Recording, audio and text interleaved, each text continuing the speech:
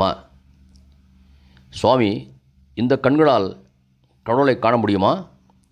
ஸ்ரீ ராமகிருஷ்ணர், இந்த ஊனக்கண்களால் அவரை காண முடியாது. சாதனைகள் செய்து செய்து ஒரு பிரேமை உடல் உண்டாகிறது.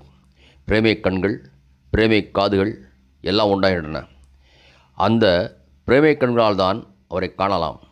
அந்த பிரேமை காதுகளால் தான் அவர் பேச்சை கேட்கலாம். அவ்வாறே பிரேமமயமான ஆண் பெண் உறுப்புகளும் ஏற்படுகின்றன. இதை கேட்டதும் உரக்க சிரித்தார். குருதேவர் முகம் சுளிக்காமல் தொடர்ந்து பேசினார். இந்த பிரேமை உடல் ஆன்மாவோடு கலந்து இன்புறுகிறது. இதை கேட்டவுடன் மாவுக்கு புரிந்தது போலும் இருக்கிறது, புரியாத போலும் இருக்கிறது. இவ்வாறு சொன்ன குருதேவர் தொடர்ந்து பேச ஆரம்பித்தார்.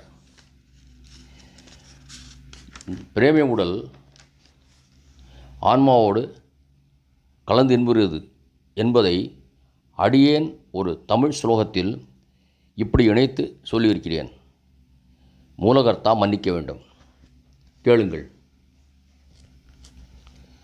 அழும் தோறும் அணைக்கும் அன்னை, அறிவிலாது ஓடி விழும் தொறும் எடுக்கும் அப்பன், விளையாடும் பொழுது தோழன், நான் காமமுறும் பொழுது என்னை கலவியிடும் ஞானக்காதலன், என்னை கலவியிடும் ஞானக்காதலன், குறிப்பறிந்து செயல் செய்யும் சேவகன், தொழும்தொறும் காக்கும் தெய்வம், சொந்தமாய் எடுப்போர்க்கெல்லாம் குழந்தை, அன்னை அப்பன் தோழன் காதலன் சேவகன் தெய்வம்